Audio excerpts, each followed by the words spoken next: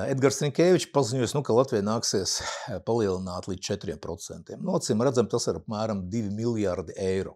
Kā jūs redzējāt no budžeta, kur ir nedaudz virs 15 miljardiem tātad ieņēmumu, es vēlreiz aicinu saprast, kā tas, ko saka procents no iekšzemes koprodukta, kas šķiet tur 2%, 3, 4, pat 5, tas šķiet, tas nav daudz.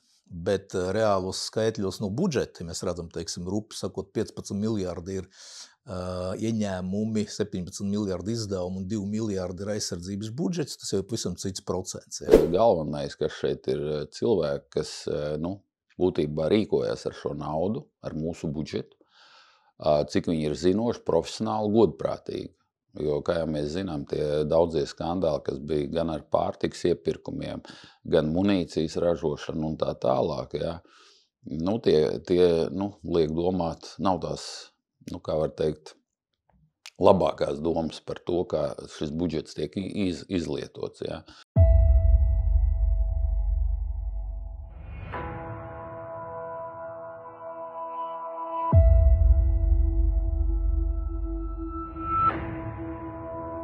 Labdien, Arnold! Labdien, Raimond! Šodien es gribēju tev parunāt par ļoti tādu konkrētu lietu, proti jaunais 25. gada Latvijas Republikas budžets un kā daļa no šī budžeta aizsardzības ministrijas NBS budžets 25. gadam un plāni uz nākotni. Es gribēšu tev palūgt nokomentēt šī budžeta prioritātes, vai tās pareizas vai nepareizas, vai ir kaut kas jāuzlabo vai nav jāuzlabo. Tātad sāksim ar to, ka kopējais Latvijas Republikas 25. gada budžets ir ieņēmumu tātad ziņā 15 miljardi 119 miljoni 104 933 eiro, un izdevumi ir lielāki, protams, 17 miljardi 140 miljoni 852 tūkstoši 997 eiro. Un, ja mēs skatāmies jau tālāk tieši pa aizsardzības budžeta jautājumiem, kāds tas ir šogad un kādi varētu būt skaitļi nākamajos gados, tātad šogad tie ir 3,45% no iekšzemes koprodukta, kas, protams, ir krietni virs 2%, kas ir kopējā šobrīd NATO NATO līmenis, kas tiek pieprasīts. Un konkrēti šajā gadā aizsardzības budžets ir 1 miljards 559 miljoni 443 tūkstoši 643 eiro. Plāns nākamajam gadam, 26. gadam, 1 miljards 768 miljoni, 27. gadam 1 miljards 841 miljonus eiro. Un budžets tiek sadalīts šādā veidā. Tātad 42% ir militāro spēju attīstība, 26% ir personāla sastāvu uzturēšana, 26% arī ir infrastruktūras, NBS uzturēšana kā tādas, un 6% militārās infrastruktūras attīstība. Un kādas tad ir budžeta prioritātes, ko es gribētu tādu lietu nokomentēt? Tātad pirmkārt, pretgaisa aizsardzība, otrkārt, krasta aizsardzība, raķetes, treškārt kājnieku kaujas mašīnas, ceturtkārt artilērija un artilērijas munīcija, piektais vispār NBS nodrošinājums, sestais sēlijas poligona attīstība, septītais Ukrainas atbalsts 0,25% no iekšzemes koprodukta katru gadu, tātad arī 25. gadā. Un, protams, pie šīs Ukrainas atbalsta lietas ir militārās tehnikas piegāde Ukrainai, personāla sastāva apmācība, plus vēl starptautiskās dronu koalīcijas attīstība. Un es, protams, lūkšu tevi nokomentēt to, bet pirms es dodu vārdu tev, ir notikuši vairāk tādi skaļi paziņojumi. Pirmkārt, Donalds Trumps ir pateicis, ka 5% dodiet. Tātad ne 2 vairs, bet 5% no iekšzemes koprodukta Eiropai ir tātad šim aizsardzības budžetam jādod. Kāds saprot, tā ir milzīga, es domāju, nepaceļama summa daudzām valstīm, jo ko viņas tu ņems to naudu? No izglītības, zinātnes, sociālās aizsardzības, un tas izsauks vēl lielāku neapmierinātību Eiropā. Tas ir punkts 1. Jā.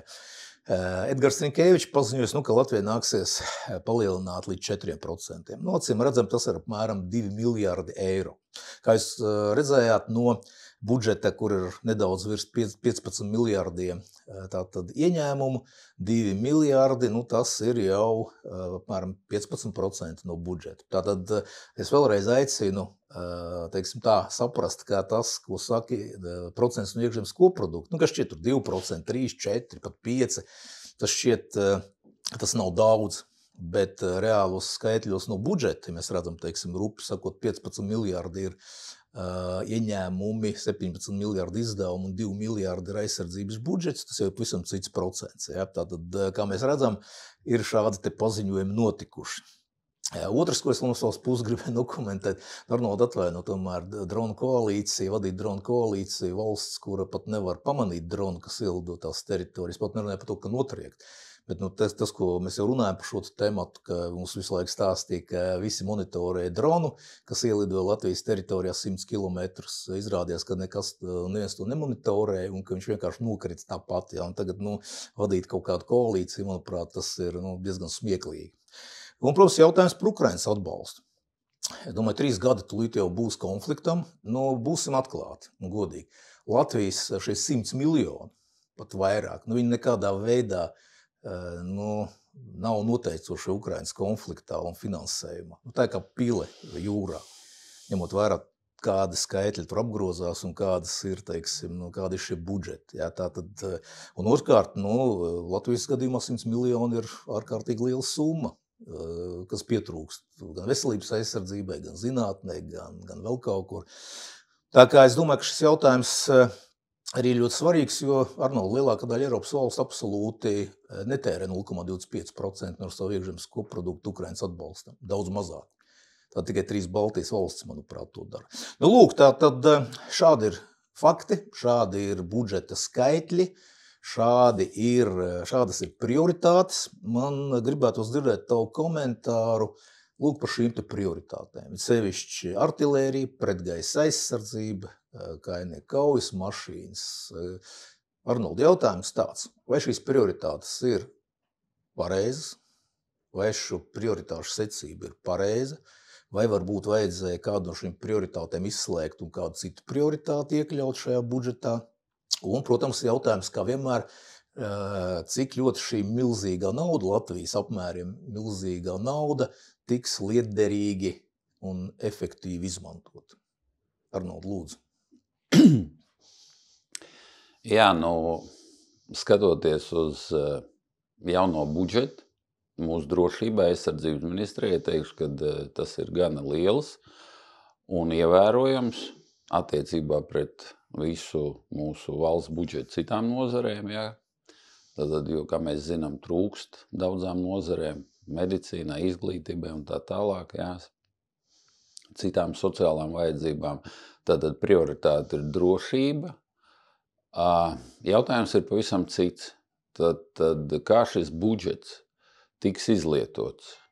Kādas būs prioritātes un cik viņš būs liederīgi un godprātīgi izlietots? Un cik zinoši cilvēki un profesionāli cilvēki viņu, kā var teikt, izlietos, kā viņš tiks izlietots. Tātad prioritāte neapšaubāmi ir pretgaisa aizsardzības sistēmas. Es par to jau esmu runājis no 2016. gada. Ja? Un tā šodien kara apstākļos pasaulē visā, mēs redzam, pierāda to, ka tas ir noteicošais šīs pretgaisa aizsardzības sistēmas. Ja? Un galvenā loma viņām ir, ja runa ir par Latviju, pašlaik to, kas ir pieejama informācija sabiedriskos mēdījos, tad runa ir par vidējā rādījos pretgaisa aizsardzības sistēmām, ARST, Vācijas ražojumu.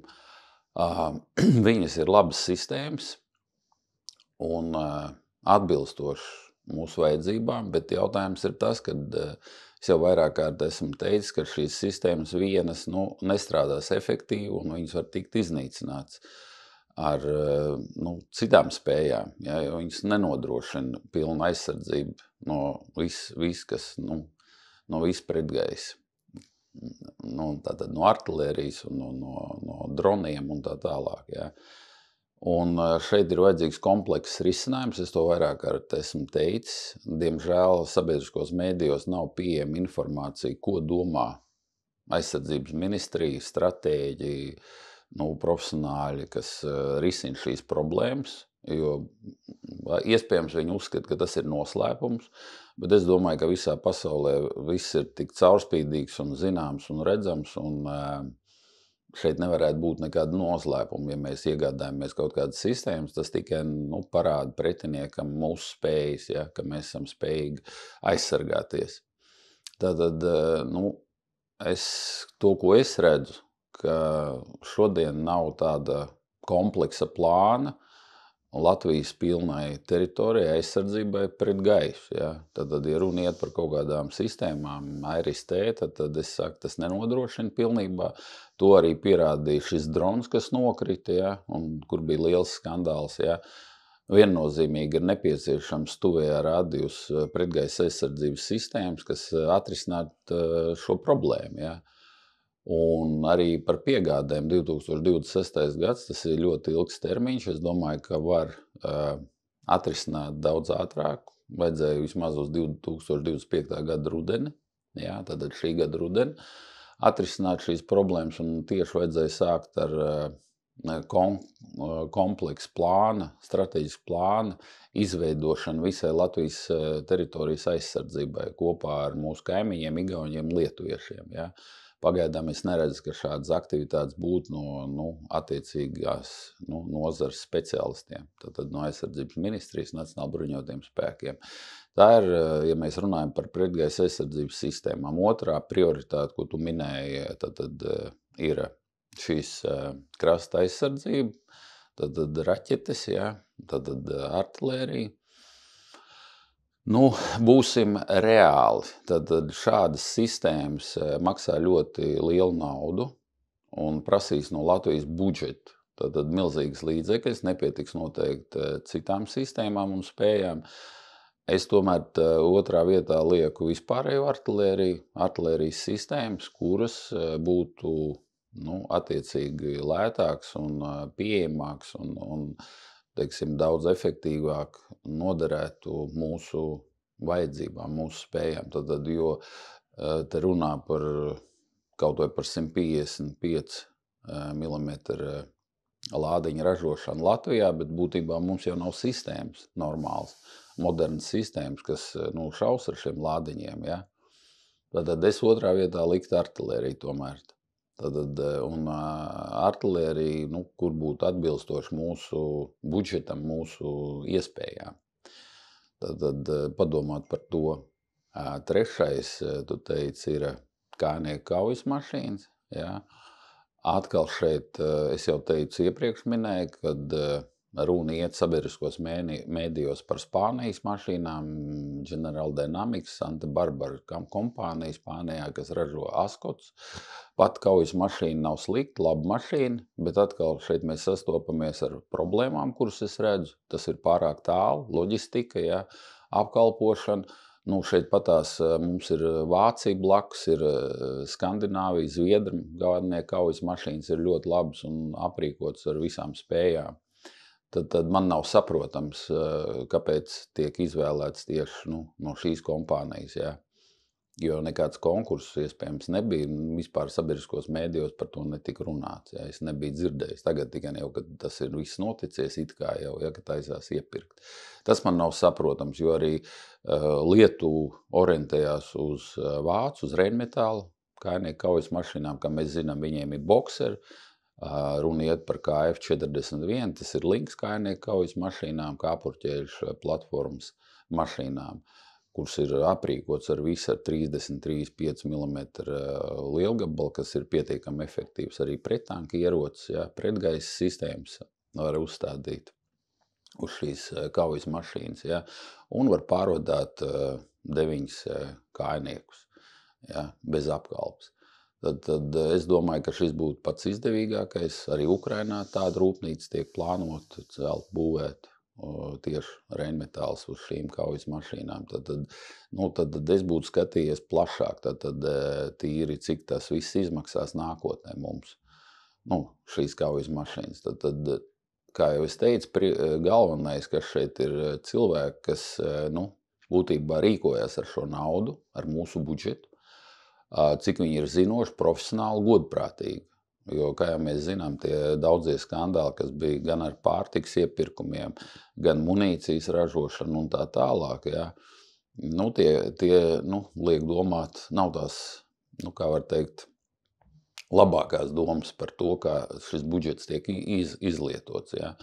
Un viņš nav caurspīdīgs, tad sabiedrība nezina, kas un kā notiek, par kādām naudām tiek pirkts. Ja.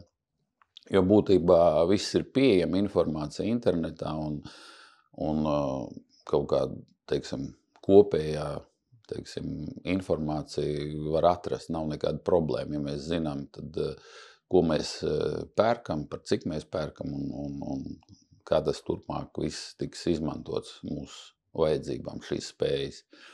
Tad par droniem, jā, droni neprasa liels kapitāla ieguldījums, tad drona attīstība un ražošana. Tad es skatos uz to pozitīvu, tad lai kompānijas Latvijā ir gana daudz, ja, jo, kā jūs teicat, tas neprasa liels kapitāla ieguldījums, drona ražošana.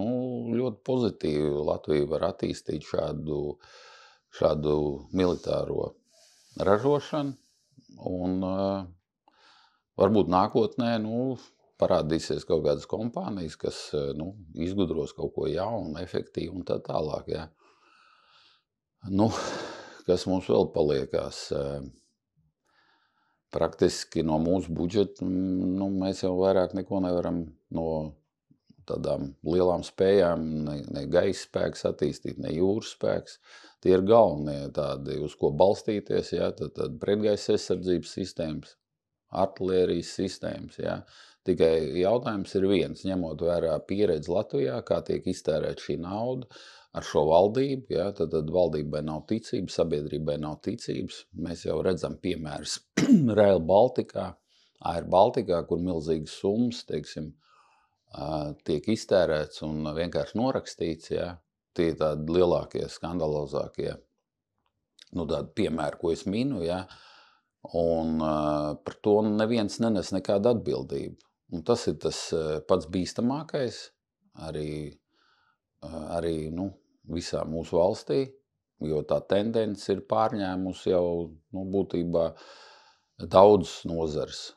Mēs jau pat skandāli ir pat Rīgas domē par kamparu radinieku, šiem uzstādītiem arī dažādām arhitektūras, jā, piemēram, kur maksā milzīgu naudu, un tieši, ka šeit jau ir interešu konflikts, ja, tad no vienotības cilvēku, vadošie cilvēki, un tas viss ir saistīts, un es nezinu, vai knābis izmeklē vai neizmeklē, un tāpat tās arī ir vispārējais, ja, un šie negatīvie piemēri atstāja tādu, negatīvu cilvēkiem iespēju, un nav ticības, kad, notiekās kaut kādi godīgi un, profesionāli iepirkumi. Kaut vai paņemsim tos pašus, ja runa iet par drošību, iedomājies, mēs iztērējam milzīgu naudu no budžeta, iepērkot vecs 70. gada ražots kājnieku kaujas mašīnas, ja, kur vispār ir izlūka tanki, kas vispār nav vajadzīgi, ja, un vienīgais pielietojums uz postamentiem viņas salikt. Ja. Tad tas ir tāds klasisks piemērs, ja, un tur noteikti aizgājas, domāju, kaut kādi 300 miljoni iepirkumā, plus vēl visu uzturēšanu līdz šai dienai. Tad ir iesaistīt ļoti daudz tehniskie cilvēki un arī uzturēšanai nepieciešams rezerves daļas tā tālāk un tā tālāk. Būtiskais pielietojums ir nulle. Ja? Tātad, tiek iztērēt neliederīga nauda, par kuru varētu nopirkt citas spējas un izmantot citā virzienā. Un cilvēki par to nenes atbildību, viņi pat turpina uzstāties. Es skatos televīzijā, viņus uzaicina visu laiku uz TV24, viņi runā tālāk par nākamām jau idejām, dažādām ārprātīgām. Tad tas viss rada tādu negatīvu mūsu sabiedrībai, negatīvu iespaidu par valdību, par to, kas notiekās valstī, un nav ticības, kad notiksies kaut kas labāk. Jo, kā jau es jau redzu, galvenais ir profesionāli cilvēki, mazināt birokrātiju un radīt caurspīdīgu šo iepirkumu sistēmu un iegādāties to, kas mums ir tiešām nepieciešams, un reāli iegādāties atbilstoši mūsu budžetam. Jo nevar nopirkt, tur, teiksim, dažs vidējā rādījus pretgaisa aizsardzības sistēmas, vai kāds tur vēl iedomājas patriotu pirkt sistēmas, tās krasta aizsardzības, piemēram, raķešu sistēmas, artilērijas, teiksim, cik tu viņas nopirks, viņas pirmais mērķis būs, viņas pirmais iznīcinās, tad ir jābūt, atbilstoši saprātīgiem iepirkumiem, izvērtētiem, atbilstoši mūsu spējām un vajadzībām. Tas ir tas, ko es īsumā varu pateikt par to mūsu budžetu un par nākotnes plāniem. Viss ir atkarīgs no cilvēkiem, kur rokās ir šie līdzekļi, un kā viņš šos līdzekļus izmantos. Man uztrauc vienīgais tas, cits man nekas neuztrauc. Arnolda, noslēgumā es varu tikai pilnībā tev piekrist, tāpēc, ka aizsardzības nozara šobrīd ir tā, kura necieš absolūti nekādas samazinājumus, bet tieši otrādi saņem milzīgus līdzekļus. Tātad fakti ir skaidri, skaitļi ir skaidri, mēs to visu nosaucām, un ir pilnīgi skaidrs, ka pārējās nozares tiek zināmā mērā ierobežotas tēriņos, aizsardzības nozares saņem un saņems tikai palielinājumu milzīgi. Protams, ka sabiedrība un visi pārējie cilvēki ir absolūti tiesīgi pieprasīt, lai šī nauda tiktu izmantota maksimāli liederīgi un efektīvi. Un ja šī nauda netiek izmantota liederīgi un efektīvi, tad atbildīgās amatpersonas ir jāsoda. Tas arī viss. Paldies, Arnold, par tavu izvērsto viedokli par šī gada budžetu.